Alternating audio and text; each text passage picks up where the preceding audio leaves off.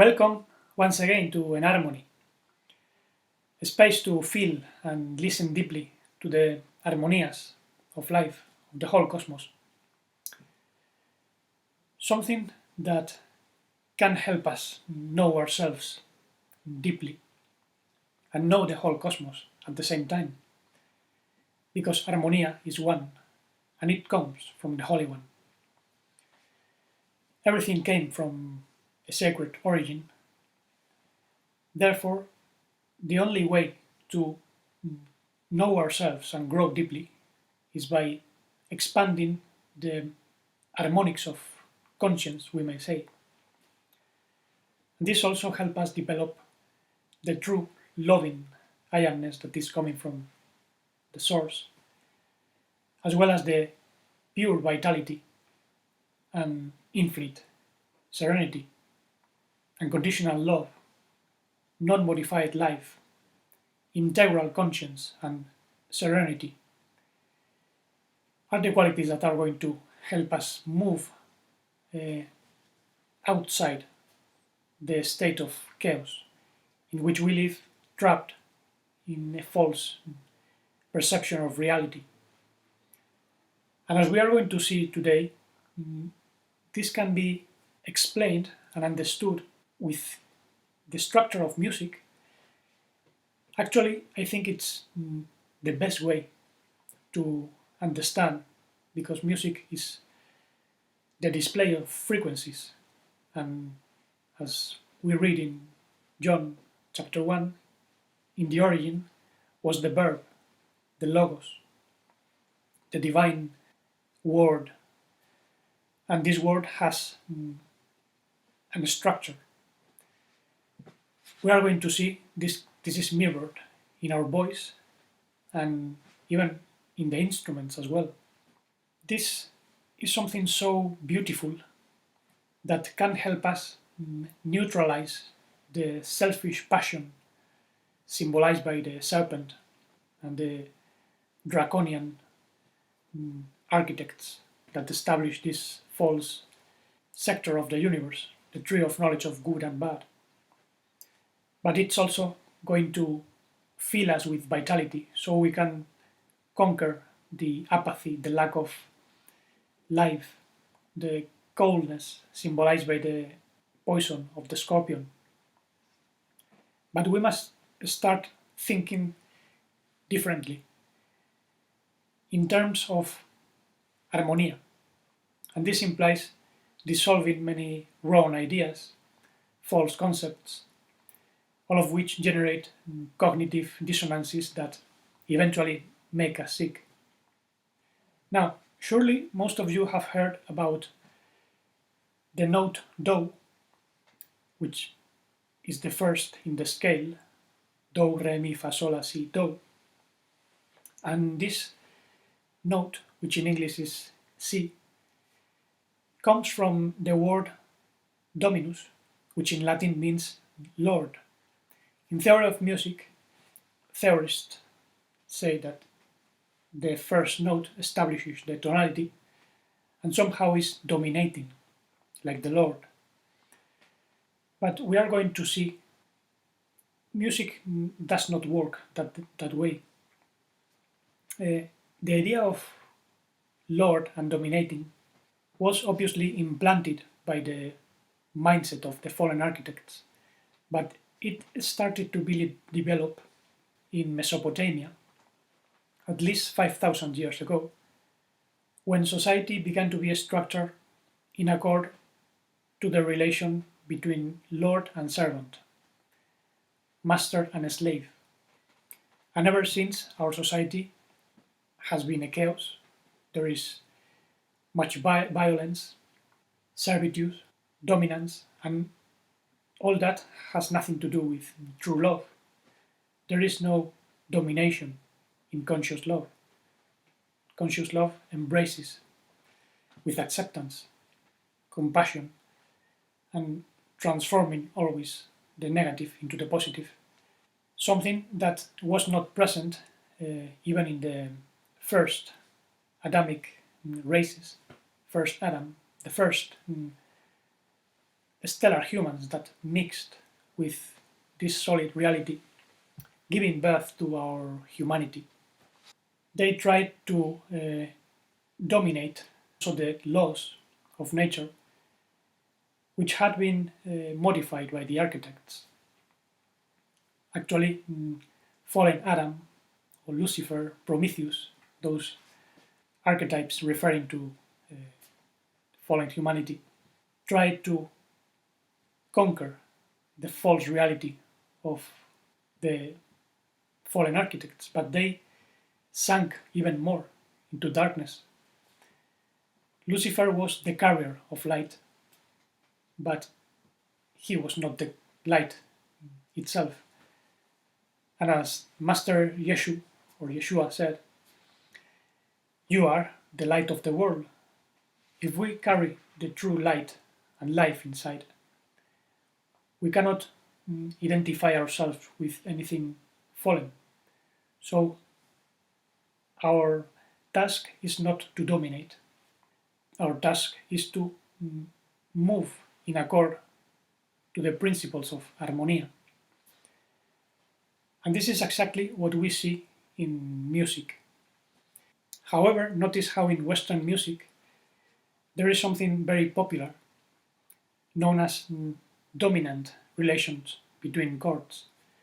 And there are three basic root chords which establish this so-called dominance of the tonality. Those chords are the root chord based on the tonic, then the so-called subdominant chord, the fourth, then the dominant, which is the fifth, which leads to the first chord, the root chord. And in theory of music, many say this is a relation of dominance because some chords dominate over others. These dominate over the rest because they establish the tonality. They help the Lord, the Dominus, to establish the particular tonality. However, this is not what we see in music. And obviously, I'm not the first saying this. Many jazz musicians and other theorists establish a different way of understanding things. But the best way to understand the situation differently is to pay attention to nature, to the so-called harmonic series, which is how sound is structured. Just notice that every single note on a piano or a different instrument are not just one note. Each note is comprised of pure tones known as harmonics, which cannot be subdivided. A C is comprised of many thousands of harmonics, but the most present is the harmonic that resonates like C. And what we must understand is that this is contained in a single note in the same way the whole cosmos embraces everything in unicity. All harmonics are related in oneness, and they come from the one. It's exactly the same situation in music and in the whole cosmos. And I can demonstrate this with the voice. If I sing a tone, ah, I can emphasize the pure tones or harmonics.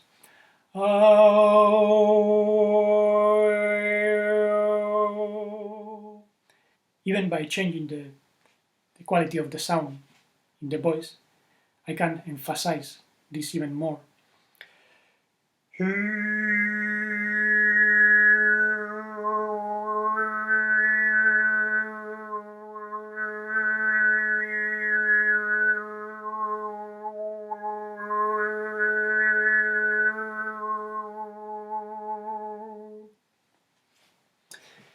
That's the harmonic series. The harmonics come from a fundamental, which is the first, then the second vibrates twice as much, then the third 3 times more, the fourth 4 times more, always in accord to whole numbers, 1, 2, 3, 4, 5. This is the beauty of it, and we find all the intervals used in Western music, but intervals used in other types of music that use microtones that we normally don't use in the West, but in Arabian music they use quarters of tone, and we can sing that with the voice as well. But the most important thing about this is understanding how in one single note we have contained many harmonics in unicity, in oneness, and we can also find the quality of consciousness leading to conscience, because the more we pay attention and find the relations, the intervals, then we grow in consciousness and conscience. And we also find the quality of vitality, because it's a flow of energy that raises the frequency or lowers it. We can also find the quality of serenity, because all harmonics always tend to a point of stability. Otherwise there is tension. And we can see this by playing the harmonic series on the piano, even though these notes are not harmonics, but they contain the intervals of the harmonic series when we play.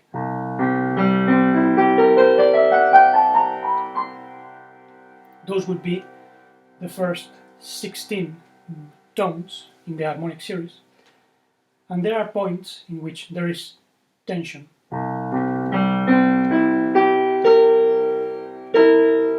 This sounds weird, and it tends to a point of stability. Even we find here the famous dominant chord,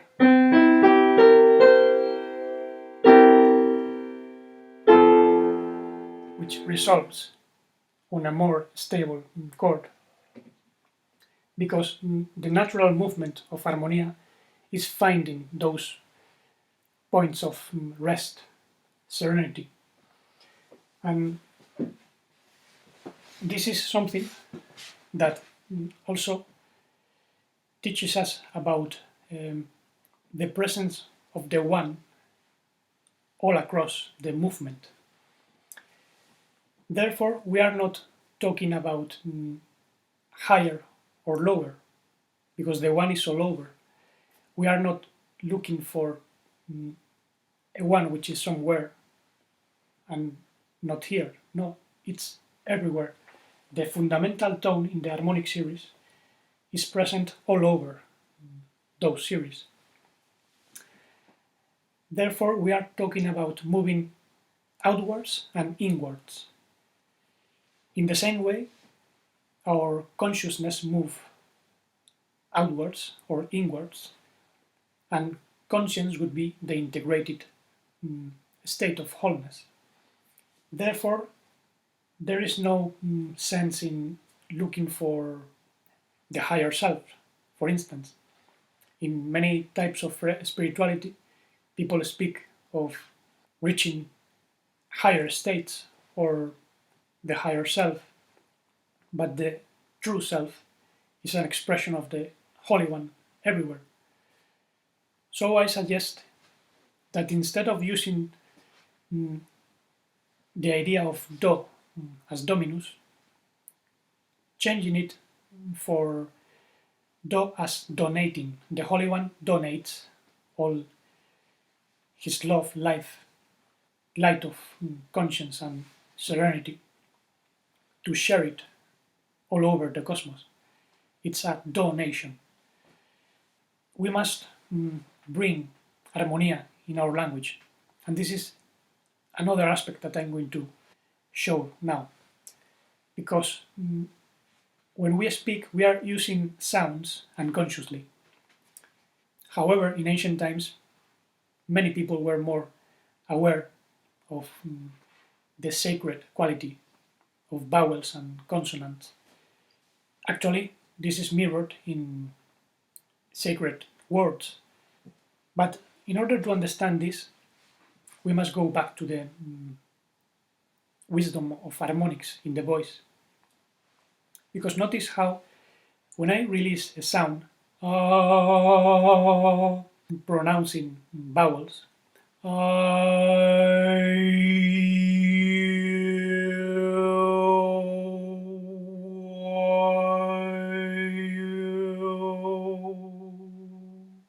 notice how when I start pronouncing E and move YEOU, the harmonic series moves inwards towards the points of stability.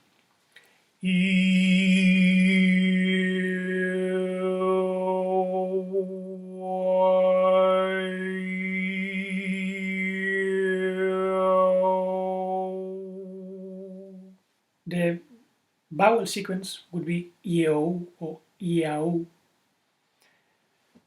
And the most striking thing about all this is that we find those sequences present in sacred names in the ancient times, especially the so-called tetragrammaton, YHVH, which many people pronounce Jehovah, Yahweh, or Yahweh, thinking it's an entity. But it's not an entity nor the name of an entity. It's the movement of harmonia. And obviously this movement can be used in dark ways, because the I amness can manifest negatively. I can say, I love you or I hate you. Energy is used in different ways. Even the word way, read backwards, is a symbol of this YHVH. We also find the YEOU or YEOU in the word Hawaii, the state of Hawaii, which read backwards gives Yawa. And Native Americans used to call the Great Spirit Yahweh. In Spanish, water is known as agua, and water, agua, is the source of life. Obviously, this cannot be a coincidence. Ancient languages contain the harmonic wisdom of reality, which we also find in Yehuda, the tribe of Yehuda. Yehudi means translated as you, and Yehudi or Yehuda is the tetragrammaton with a dalet, a letter dalet, which in Hebrew can be pronounced as delet and means door. So Yehuda or a Yehudi is someone that is a door to the divine verb. So we are Yehudim when we are expressing the divine holiness. This is not a question of races or ethnic groups or religions. And obviously we find that in the famous name associated to the universal Messiah, Yeshu or Yeshua, which in Hebrew means salvation. The longest form would be Yehoshua, which contains the 5 vowels, Yehowa. 5 is associated to the cosmic man, the Adam Kadmon, the 5 dimensions. And notice how the 5 vowels give more vowels, even though we use 5 mostly, but in ancient times, languages such as Sanskrit used up to 9 vowels. The Greeks used 7 vowels. In Hebrew, there are more than 5 vowels.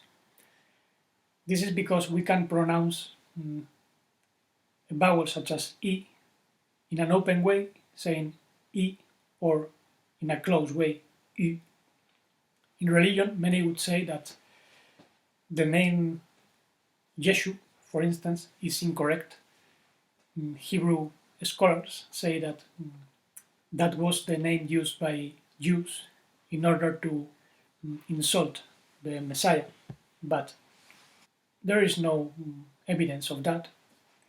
And Yeshu or Yeshua is a way of referring to the manifestation of the divine verb through each one of us. Yeshua is salvation by the divine verb. So we are not speaking about a particular name of a particular human that for some became a god in himself and now can save all people one by one. That has no meaning from the point of view of Armonia. He even said, "Why do you call me Lord and don't do what I do? Father, keep them in the name you have given me. So they all are one as you and me are one." If we are in oneness around the one, there is no point in separating us from that name. We are the expression of that holy name, which in our languages can be expressed as YEOU, YESU, YEOSHUA, YEOUA, but not to idolize those sounds. We are not worshipping anything external. We are using language in a conscious way. And this is the point of this. We are becoming more aware of ourselves by means of using language consciously. We find other sacred words such as Om, which is present in Shalom, serenity in Hebrew. The Om follows the center of the world in the Greek culture. We find it in India, of course, Aum, which are three letters that represent three states, which is the Om. Aum becomes Om, the unification of conscience. And we find Om even in the word hombre in Spanish, which means man. And man, read backwards, is nam, me, name, nombre. And this is what helps us raise the awareness of the use of language and develop consciousness, experiencing a more integrated state of conscience without cognitive dissonances. We don't need to get into religious discussions because there is no point in doing that.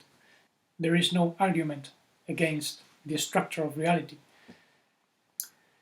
Now, to finish off with this video, let's pay attention to another aspect, which is how the harmonics always tend to the point of stability, releasing all possible tensions, which we must find as well in our body, in our emotions, and our thoughts. I talked about this in the last video from the other channel, Vital and Armonia. It is not translated yet, but tomorrow maybe. The first two are translated already. And the point is that we must dissolve tensions in the body, tensions in the emotions, such as fear or anger, so we don't have sentiments which are the union of negative emotions with negative thoughts. Negative thoughts are tensions in the mind, many of which come from cognitive dissonances. It's important to relax these three levels, because otherwise we cannot experience oneness. We are like a chord with three notes, and they must sound as one. But this can only happen when the mind and the body are in harmonia, there is no dissociation between the mind and what happens physically. We are comfortable with our body, feeling harmonia in the heart. This is the reconciling side, the union of body and mind. And one way of relaxing is paying more attention to the sounds. And notice how in our society everything is full of stressful sounds. Even the music is usually tuned in accord to the middle A in 440 hertz, which is something that is not natural, because when we take as reference the 1 hertz, then the middle A, the middle La, would be 432 hertz. And this is a sacred harmonic, sacred number, which is present in ancient myths, in ancient ways of understanding proportions. And when we divide 432 by 2, we get 216, then divided by 2, we get 108, then we divide it by 2, and we get 54. Those are harmonic frequencies, which we find in the Pythagorean matrices. It's a way of understanding how nature finds always the harmonic proportions in accord to the 1, which is the reference. Whole numbers, 1, 2, 3, as in the harmonic series. And I can demonstrate how by tuning an instrument to 432 hertz, we find a more relaxed sound. This piano is digital, but I can tune the middle A to 432. Actually, if you notice in the beginning of the video, the numbers were 432. They can easily be seen in the little square. And when I raise the frequency,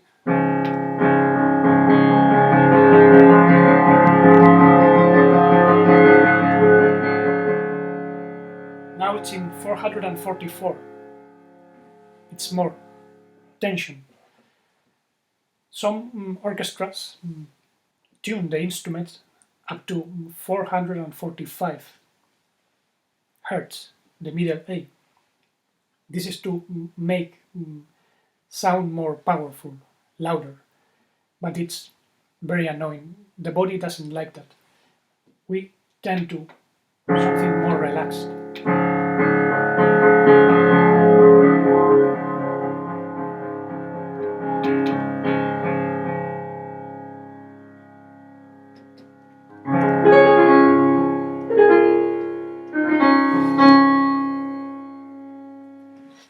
Music is more relaxing when the instruments are tuned with 432 hertz in middle A or something closer.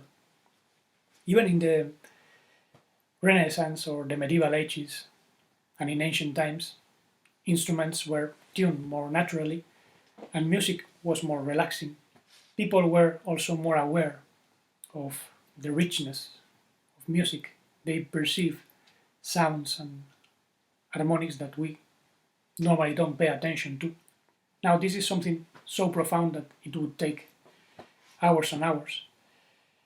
Let me know if you are interested in these subjects, and I can expand the theme in future videos. There are some complementary videos that I made. The first one, which is in Spanish but is translated with subtitles. It was, which is our true name. Then there is the video of the octaves of conscience. I'll put those videos at the end, probably, a link. There is another one called breathing, or the breathing of YHVH. And there are some others in which I've mentioned the wisdom of Harmonia, obviously the blog. the music of wisdom. And for now, we have quite a lot of information to digest and ponder. So, until the next time, thank you for watching and listening. And let's keep feeling the harmonics of conscience, feeling that expansive love, vitality, and serenity. Blessings.